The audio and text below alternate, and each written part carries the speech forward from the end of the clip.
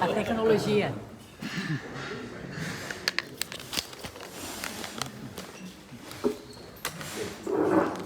Feito. Bom dia a todos. É um prazer estar aqui. Quero cumprimentar a mesa na figura do presidente, meu amigo Daniel Andrade, que me botou numa tarefa extremamente difícil. Falar sobre a situação econômica atual. Ora, eu fiquei pensando, esse assunto é próprio para estragar o almoço. O cara come e depois vai se sentir mal. Tá certo? Porque realmente nós estamos vivendo como se viajássemos todos na nau dos insensatos. O mundo não vai bem, o Brasil não vai bem, o Rio Grande não vai bem, eu não sei quanto a vocês, eu também não vou bem. Se você olha para o mundo, você só vê conflitos e irresponsabilidades de todo lado. Se você olha para o Brasil, nós temos o quê? Nós temos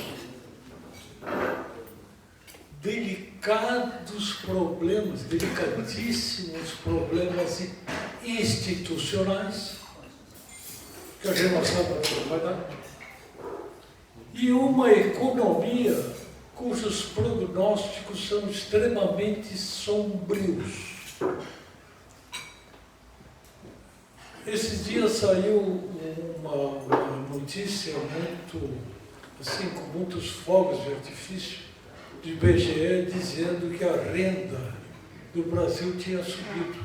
E realmente, a renda per capita brasileira tinha subido. E realmente subiu. O último dado da renda, isso pelo IBGE, tá? O último dado da renda per capita brasileira é de aproximadamente R$10.000 por mês. Por mês não, perdão, por ano. R$10.000. Isso significa que nós estamos no lugar número 80 no ranking da renda per capita. 80. Tem 79 países com renda maior do que a nossa. Isso não é uma posição boa. Os Estados Unidos, por exemplo, o último dado que se tem é de $85 mil de renda per capita. A nossa é 10, a americana é 85. E é contra esses caras que nós estamos brigando agora. O nosso PIB, o conjunto, o somatório de tudo que nós produzimos aqui no Brasil, tem ao redor de 2,2 trilhões de dólares. 2,2 trilhões. Esse paiseco que está botando tarifas e que o nosso presidente está indicando todo dia com eles, indicando, exatamente indicando, parece coisa de criança. Esse paiseco tem um PIB de 29 trilhões. É quase 15 vezes o nosso. Então, veja o nosso tamanho. As perspectivas, como dizia um amigo meu do Ceará, elas vão do muito ruim ao muito péssimo. Então, veja bem, isso estraga o almoço, sim, né? Estraga o almoço de qualquer um. pergunta. Vamos mudar um pouco a pergunta. Né? Vamos mudar. Por que nós chegamos aqui? Como nós chegamos aqui? Nós somos responsáveis, não só no Brasil, no mundo inteiro. Nós somos responsáveis pelo que está acontecendo.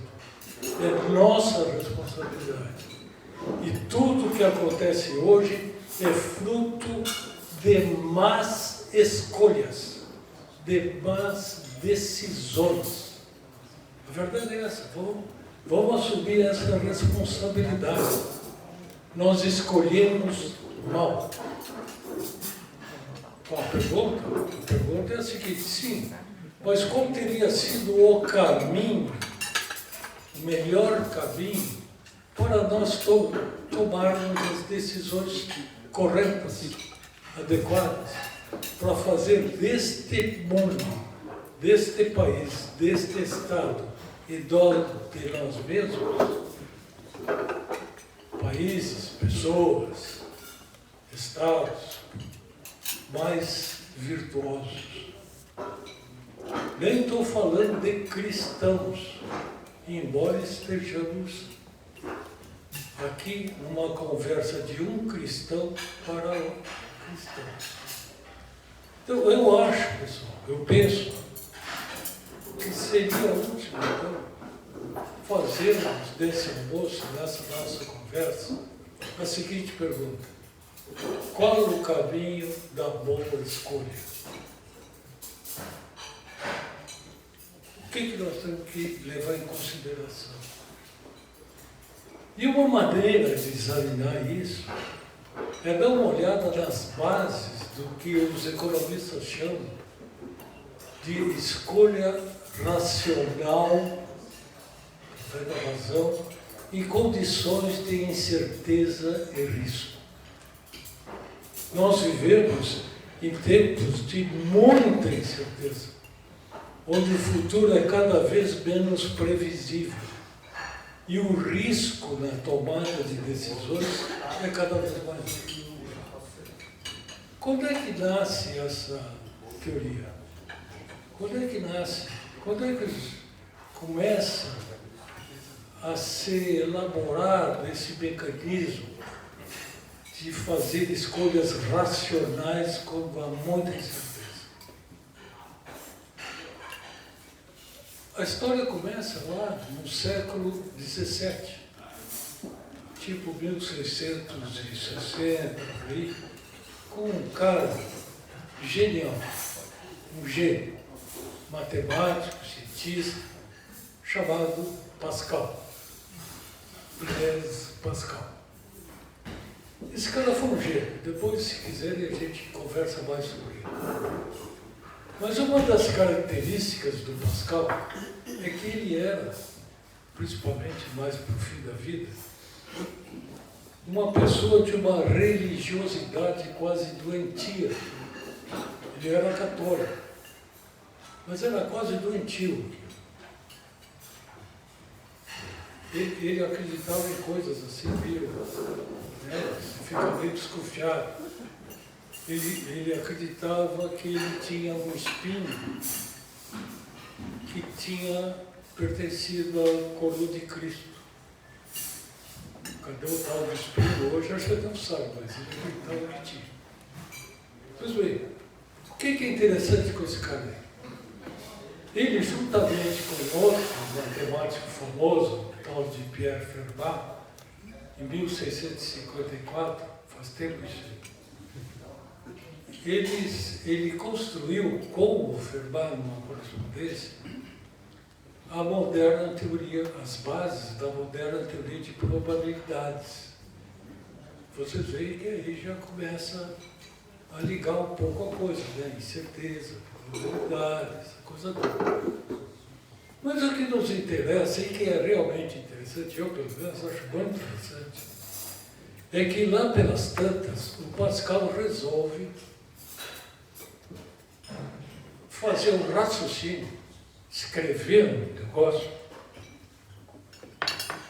tentando convencer pessoas letradas, não é analfabetos, pessoas letradas, da existência de Deus. Esse escrito dele é um fragmento do livro que muita gente conhece, Os Pensamentos de Pascal. Tem frases espetaculares lá. Um dos fragmentos deste livro é este, chamado Infinito Nada, que ele escreveu, que tentava, era uma tentativa dele de convencer pessoas eruditas de que Deus existia. Então, ele não estava tentando convencer cristãos, estava tentando convencer ateus, agnósticos. Esse fragmento é maravilhoso porque, veja, 1660, por aí que ele escreveu isso, não tinha redator de texto. Então ele ia escrevendo e ia se atrapalhando, sabe? Pô, e agora, como é que eu provo isso? E agora, como é que vem? Então, é fantástico, é realmente maravilhoso ver o problema que ele teve. Bom, ele acreditava em Deus, era católico, padre católico, ele era jansenista, que é um negócio meio estremado, assim. Bom, a gente pode falar sobre isso depois. E aí ele começa a escrever e diz, bom, Deus é algo infinito, que não tem partes. E eu sou um cara que a minha razão é finita. Logo, pela razão, olha, o cara era matemático. Ele diz, pela razão, eu não posso concluir nem pela existência de Deus, nem pela não existência de Deus. Eu consigo. É mais ou menos a linha antes de São Tomás, isso é outro papo. Aí você pergunta assim, mas peraí um pouquinho, como é que o cara que é matemático, portanto, o profissional do uso da razão, ele acredita em Deus e está dizendo que pela razão não dá para chegar lá.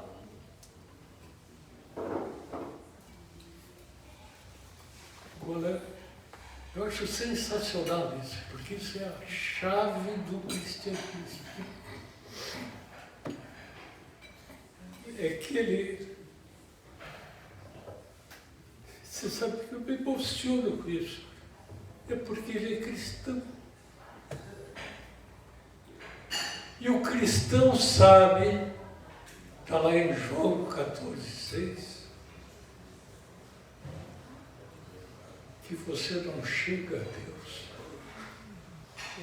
que senão por Cristo. Perdoe, mas realmente eu fico emocionado.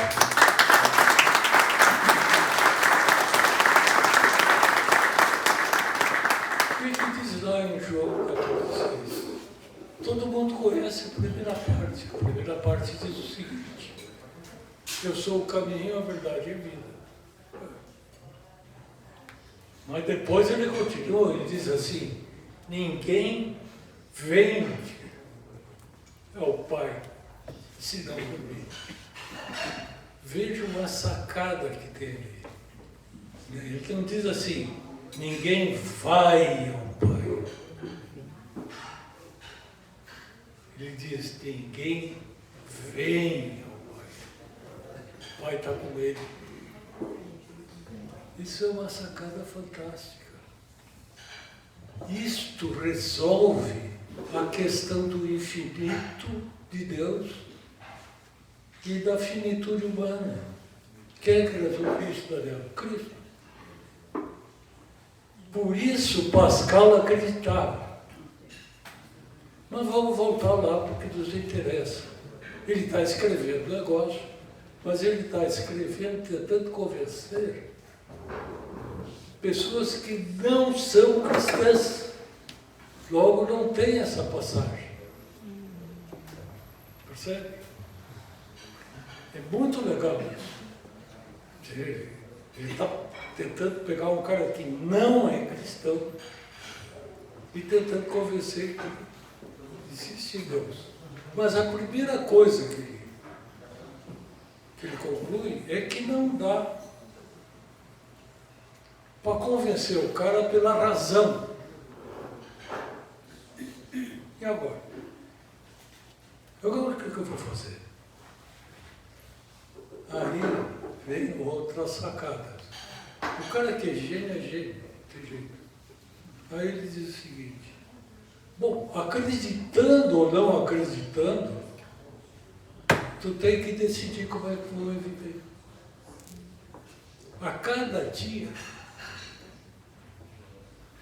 tu tem que decidir se vai viver como se Deus existisse ou como se Deus não existisse.